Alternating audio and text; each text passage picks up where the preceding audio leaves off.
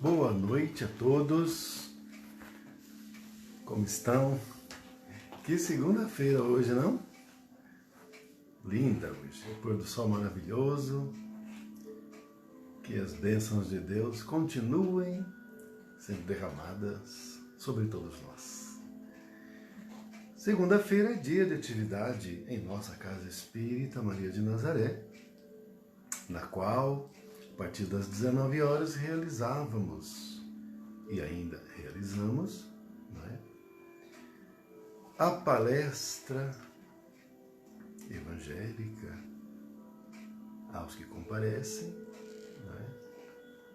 e subsequentemente nós temos, na verdade é concomitante, porque não é depois, é conjuntamente. Nós temos a tarefa de assistência espiritual.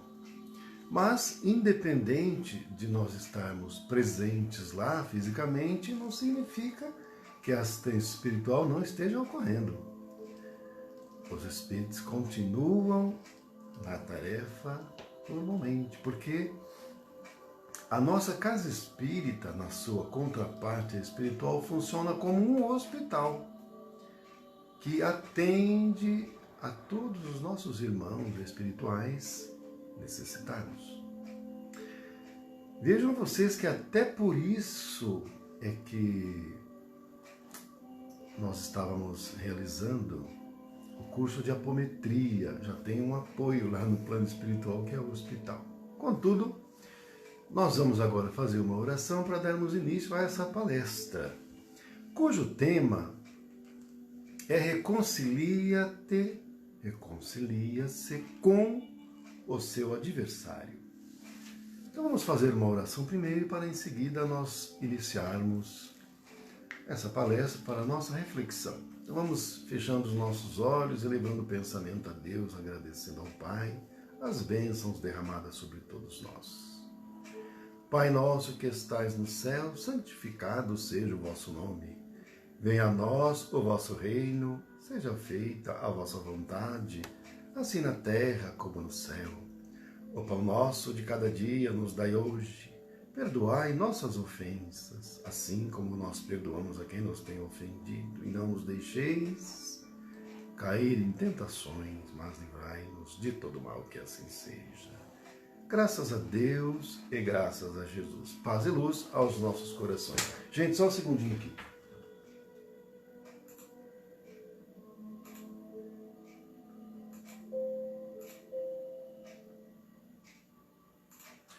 Prontinho. Então, o tema é esse, Está previsto no Evangelho segundo o Espiritismo, capítulo 10, cujo capítulo é Bem-aventurados os misericordiosos, e os itens são de 5 a 8. Reconcilia-se com o seu inimigo e o sacrifício mais agradável a Deus. Os dois são uma coisa só. E na Bíblia está no livro do evangelista Mateus, capítulo 5, versículos 23 a 26.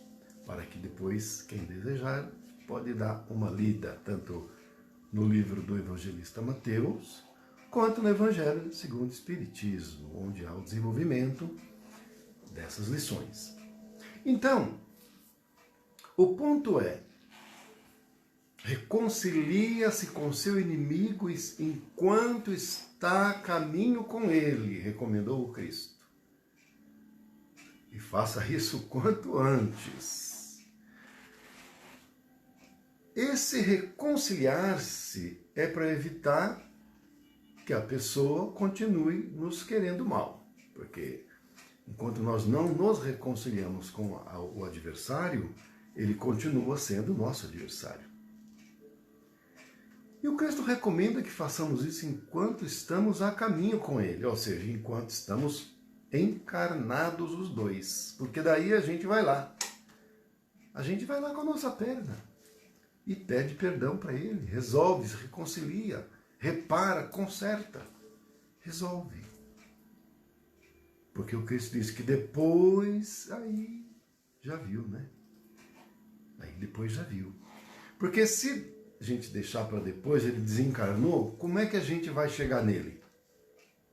E reconciliar com ele? Ele não está encarnado mais. Nós vamos estar na nossa dimensão física e ele na dimensão espiritual. Nós não vamos ter acesso a ele direto para ir lá resolver, reparar. Como é que vamos reparar? Não tem como.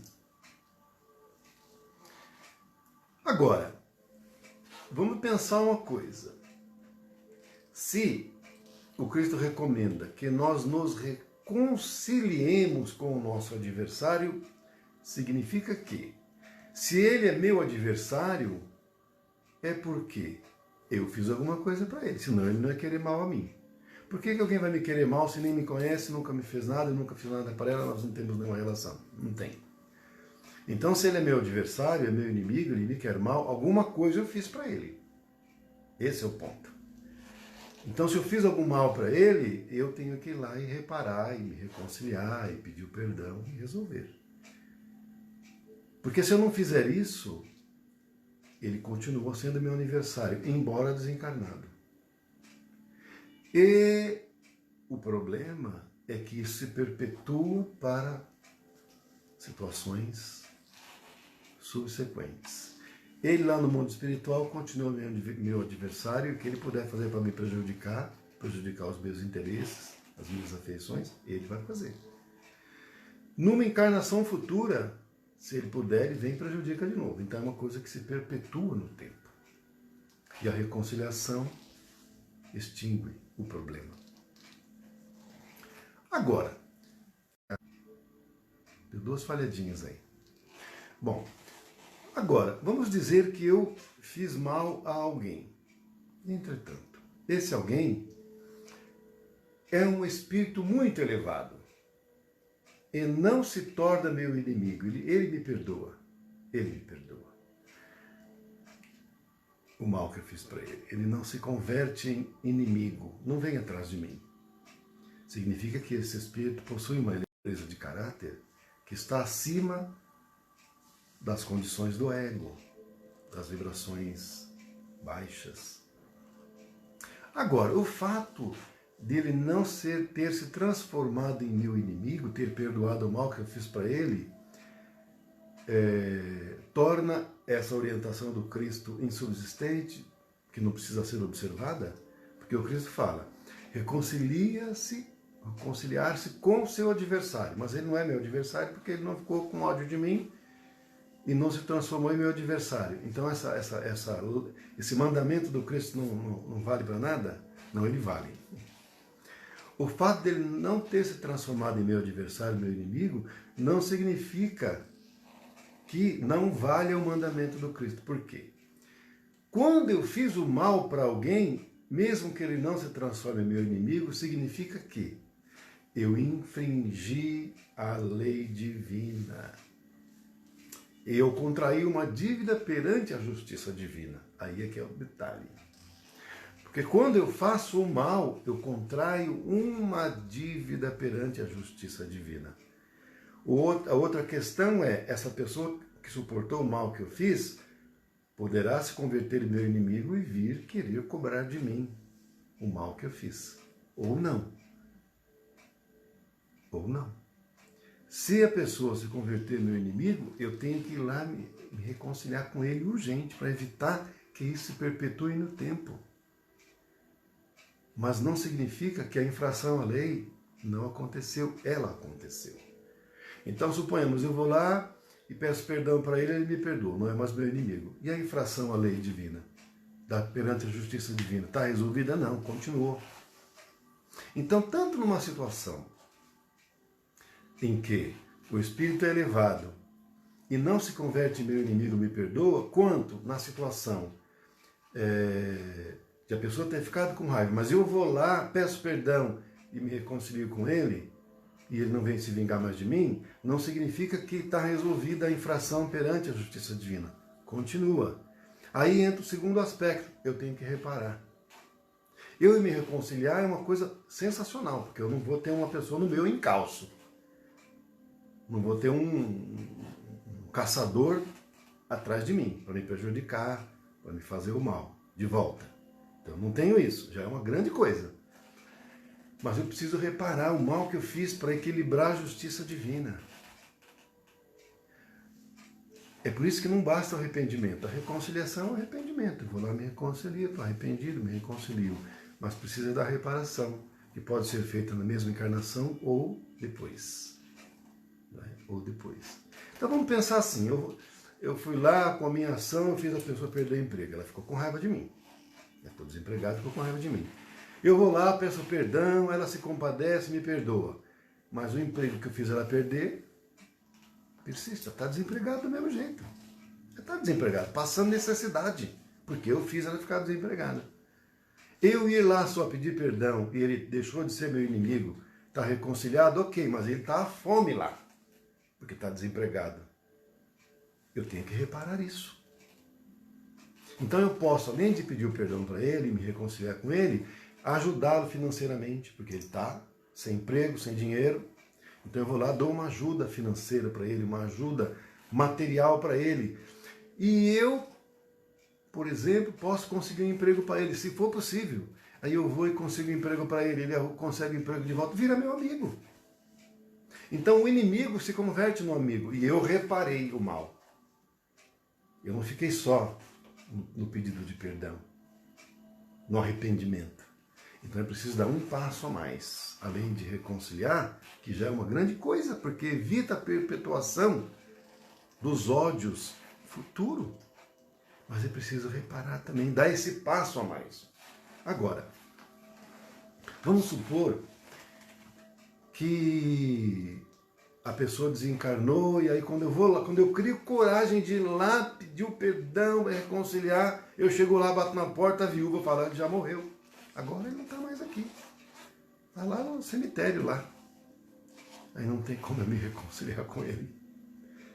Não tem como eu me reconciliar com ele mais, porque a situação ficou complicada.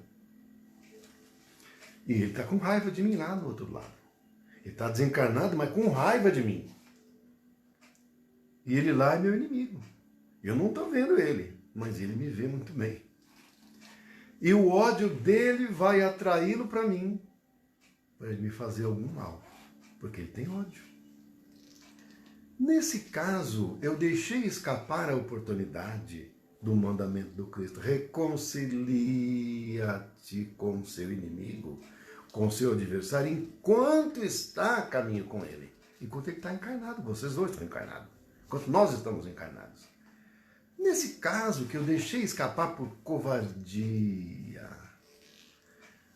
por orgulho que me impediu de ir lá pedir o perdão. E agora, quando eu criei a coragem de ir lá, ele já desencarnou. Nesse caso, como é que fica a situação? Eu não estou mais a caminho com ele. O mandamento do Cristo é fazer isso enquanto está a caminho com ele. Por quê? Porque enquanto estamos encarnados, basta eu ir lá e tomar uma atitude. Depende só de mim, eu ir lá. Mas se ele já desencarnou, não tem como eu ir lá, ele está desencarnado. Tem conserto ainda? Tem. Olha a maravilha que é, tem. Tem, mas aí eu vou depender da ajuda dos mentores, que poderão criar alguma situação que me favoreça uma reconciliação, uma aproximação, né? Diminuir o ódio dessa criatura contra mim. E os mentores nos ajudam sempre muito. Então suponhamos que essa pessoa está lá desencarnada com ódio, bufando de raiva da gente, né? E os mentores colocam no nosso caminho o filho dele. O filho dele, que está numa situação difícil, porque o pai está desencarnado, etc. Né? E vamos dizer que o filho dele começa a se desencaminhar, já viu, né? Desencaminhar, né? Droga, pancadão, e aí vai.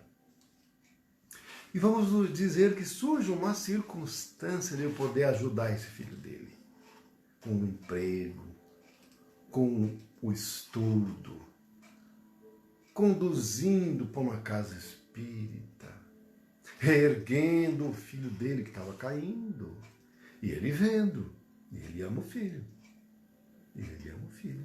E aí eu ajudando o filho dele, talvez não que ele se transforme em meu amigo, mas ele vai deixar de ser meu inimigo, vai deixar de me perseguir. Pelo menos isso, já é um grande passo. Porque eu estou fazendo bem para o filho dele. Embora eu tenha errado e não tenha há tempo me reconciliado com ele, ainda que há destempo, eu estou fazendo bem para um afeto dele que ele ama. E aí eu conduzo o filho dele para o bem, para o estudo, para o trabalho, para a espiritualização, porque eu também me transformei. E aí eu consigo remediar. Não resolveu de tudo, mas eu consigo remediar. Porque para reparar ainda vai faltar um pedaço, mas já melhorou muito. Já melhorou bastante. Agora, a grande questão, meus amigos, é que no mundo regenerativo, a gente não pode estar com o inimigo no nosso pé, não. Por quê? Porque se eu estou com o inimigo no meu pé, significa que eu pratiquei o mal e não corrigi. Então eu estou devendo perante a justiça divina, eu preciso consertar isso. Porque eu estou com uma vibração um pouco baixa. Né? O que nos impede de ir lá resolver? O orgulho, né? A gente fica com... O orgulho trava a gente não vai lá reconciliar. Fica com vergonha, o orgulho não deixa. Nesse caso, qual seria a vontade de Deus? A vontade de Jesus, que nós cumpríssemos o mandamento que Jesus nos deu, que é o mandamento de Deus. Quer fazer a vontade do Pai, quer ir lá pedir o perdão. Essa é a vontade de Deus. Quando eu não vou lá fazer isso, eu estou fazendo a minha vontade, a vontade do ego. Então eu vou fazer o que eu quero. A minha vontade.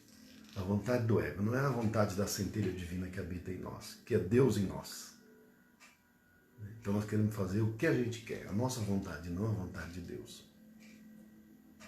Paulo de Tarso, uma vez, disse assim, que já estava perto, estava bem velhinho, já disse assim,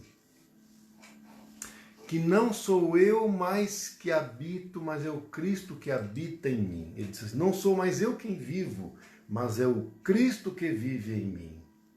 Ou seja, era Deus se manifestando por ele o tempo todo. O ego dele já não estava mais prevalecendo. Uma vez, Paulo de Tarso tinha sido apedrejado, tinha sido inclusive preso numa cidade que foi pregar, e era um dia de muita chuva, ele estava já longe da cidade que foi escorraçada, estava próximo a uma árvore, talvez entardecendo, já escurecendo. Inclusive ele estava meio doente, tossindo. Nessa hora ele podia reclamar, pedindo ajuda, tudo, mas ficou ali. E nisso o Cristo aparece para ele. Em vez dele se queixar, pedir ajuda para o Cristo, ele fica de joelhos e diz ao Cristo, eis-me aqui, Senhor, o que queres que eu faça? Ou seja, o Paulo de Tarso disse, eu sou um escravo do Cristo. Gente, naquela época, no Império Romano, ser escravo era uma situação muito diferente. Ele não falou que era um servo, ele falou que era um escravo. Então, significava que era a vontade de Deus sempre que prevalecia nas ações do Paulo de Tarso. Mas nós que estamos aqui queremos fazer a nossa vontade. Porque se fôssemos fazer a vontade de Deus e do Cristo, iríamos lá nos reconciliar com o nosso adversário. Vamos fazer um paralelo sobre isso. Quando nós vivemos numa sociedade pequena, nós resolvemos os nossos assuntos por nós mesmos, então, tomamos as decisões. Quando a gente vive numa sociedade muito maior, como por exemplo no Brasil, 210 milhões de habitantes aproximadamente, o que a gente faz? Vamos nos reunir os 210 para decidir que lei vai prevalecer? Não tem como. O que a gente faz? Nós elegemos representantes para agir em nosso nome, para fazer tomar as decisões que nós desejamos que sejam tomadas.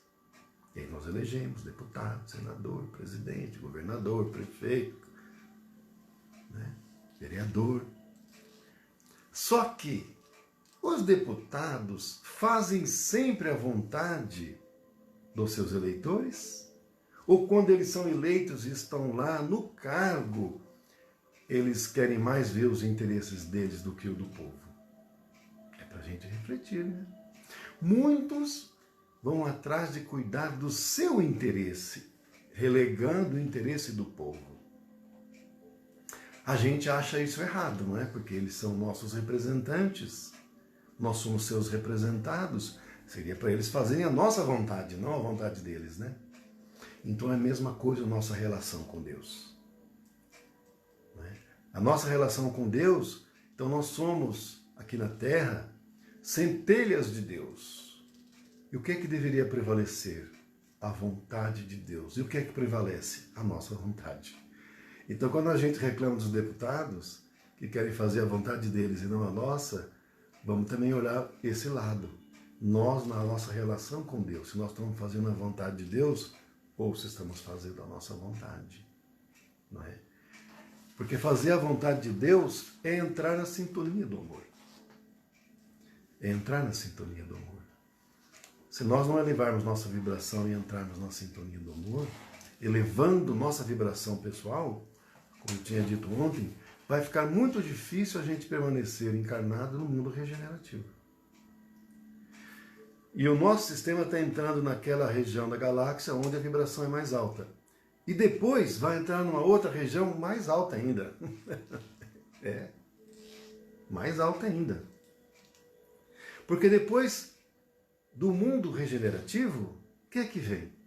Mundo ditoso. Porque no mundo de expiações, no mundo primitivo, prevalece os instintos, basicamente. No mundo expiatório, prevalece o mal sobre o bem. A gente vê isso claramente aqui no planeta, né? Prevalece o mal sobre o bem.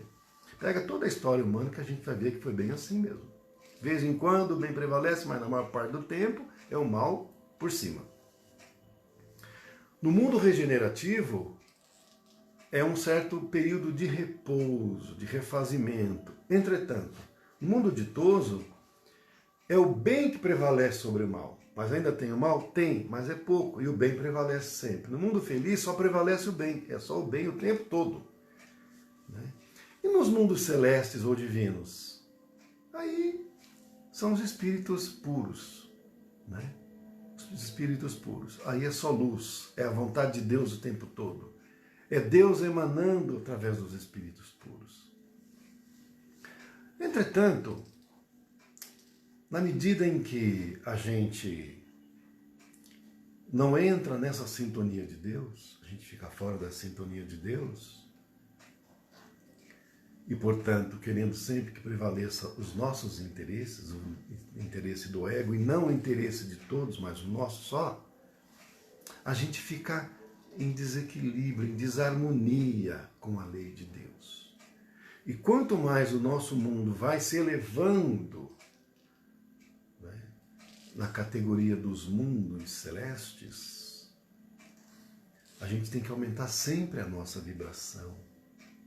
Porque com a vibração baixa, no mundo regenerativo, cuja vibração é mais alta, todos os espíritos tendentes ao bem, a gente não consegue ficar encarnado.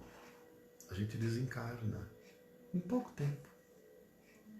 As nossas células, como elas não estão em sintonia com a vibração reinante em todo o planeta, elas não conseguem se reproduzir de forma igualitária, elas se reproduzem desarmonicamente. Isso aí dá o câncer, e aí dá a desencarnação. Porque a sintonia não é a mesma, você está fora de fase. Para as células se reproduzirem normalmente, na nova etapa, no novo ciclo, é preciso estar na mesma fase de vibração mais elevada. Então, obrigatoriamente, a gente tem que subir vibração. Se a nossa vibração sobe, a gente não vai fazer a vontade do ego sempre. Pode até de vez em quando, mas não vai ser sempre. E aí facilmente a gente comete um erro, reconsidera, na hora vai lá e pede perdão, reconcilia, acabou o problema.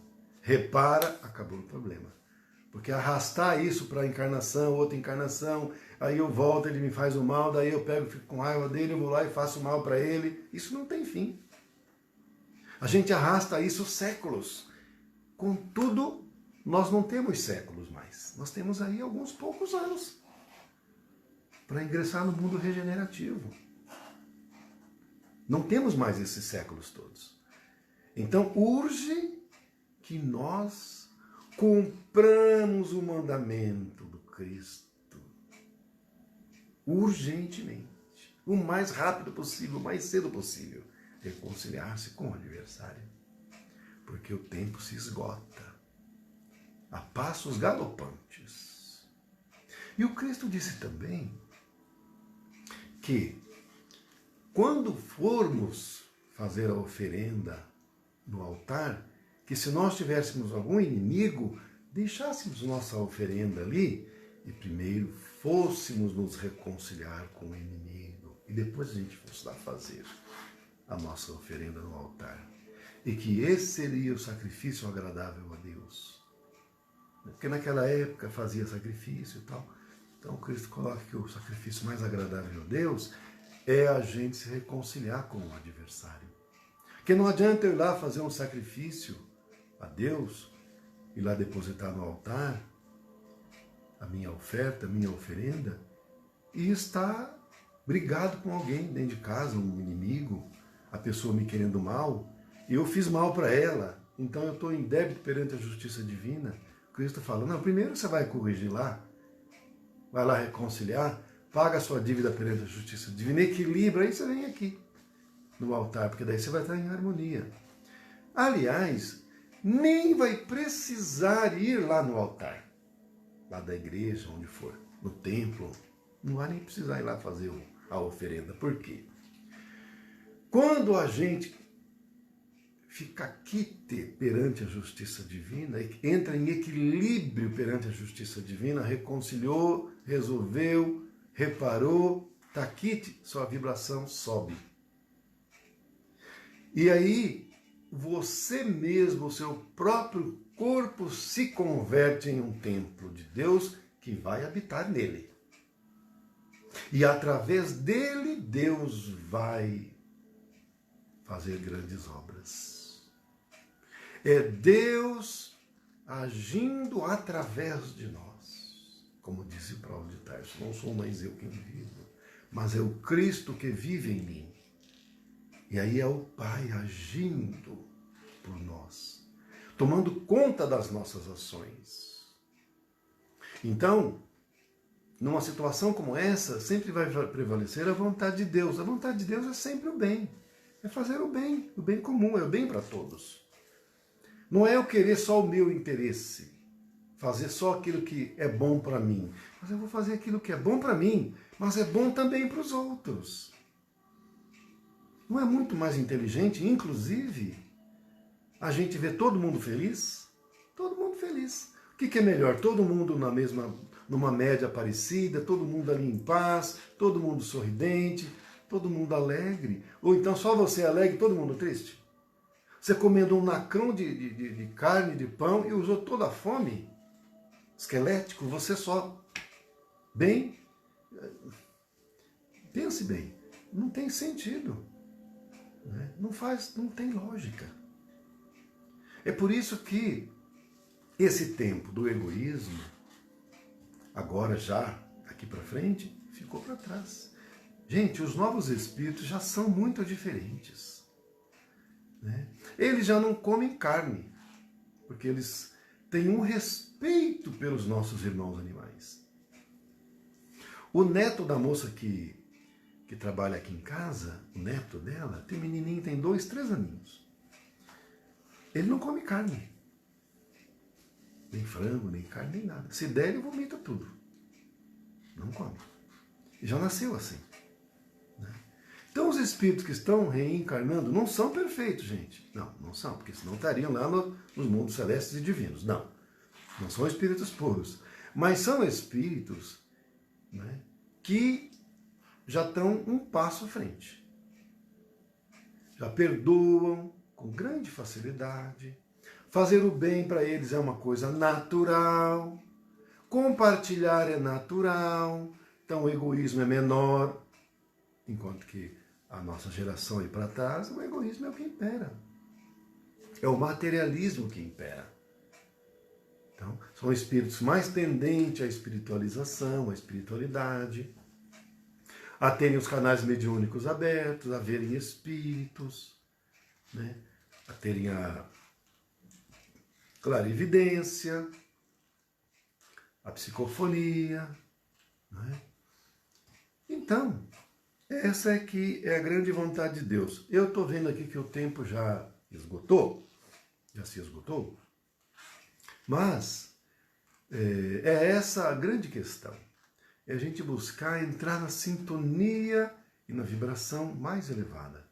A vibração do amor é a mais elevada, porque o amor é Deus e Deus é amor, é a maior vibração que tem. Então, quanto mais a gente buscar entrar nessa vibração, essa vibração do amor e de fazer o bem, bem comum, não só o bem para nós, e buscarmos e nos reconciliar com aquele que ainda tem alguma coisa contra nós, não é? Dentro do possível, reparar também, que é muito importante, para nós é um passo a mais que a gente dá de crescimento espiritual. Então, meus irmãos, eram essas as reflexões que eu traria para nós agora.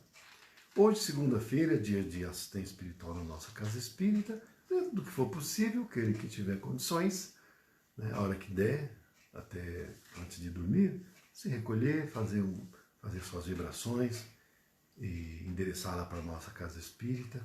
Tem um irmão cuja mãe, uma grande amiga minha, pediu também orações, que está com a Covid-19, chama-se Christian, nossa amiga Ida, aqui de Mogi das Cruzes. Eu deixei lá no grupo de WhatsApp os dados dele, puder também incluir nas orações, eu pediria, eu já fiz isso, peço também que todos façam, porque ajuda bastante, né? E então, amanhã e na quarta-feira, o Sérgio e a Fabiana vão fazer a palestra às 18 horas, vamos prestigiá-los, dentro do que for possível, né? Quinta-feira, a Vânia e o João farão a palestra no mesmo horário, e na sexta estaremos juntos novamente para mais uma palestra espírita. Uma boa noite a todos, uma semana abençoada para todos nós. Fiquem com Deus e vamos fechar com uma oração para que então possamos manter a nossa vibração sempre elevada. Fechando os olhos, agradecendo a Deus. Ave Maria, cheia de graça, o Senhor é convosco. Bendita sois vós entre as mulheres, e bendito é o fruto do vosso ventre, Jesus. Santa Maria, Mãe de Jesus, rogai por nós, os seus filhos, agora e na hora de nosso desencarne. Que assim seja. Graças a Deus e graças a Jesus, paz e luz aos nossos corações. Até a próxima, se Deus quiser. Um beijo no coração de vocês.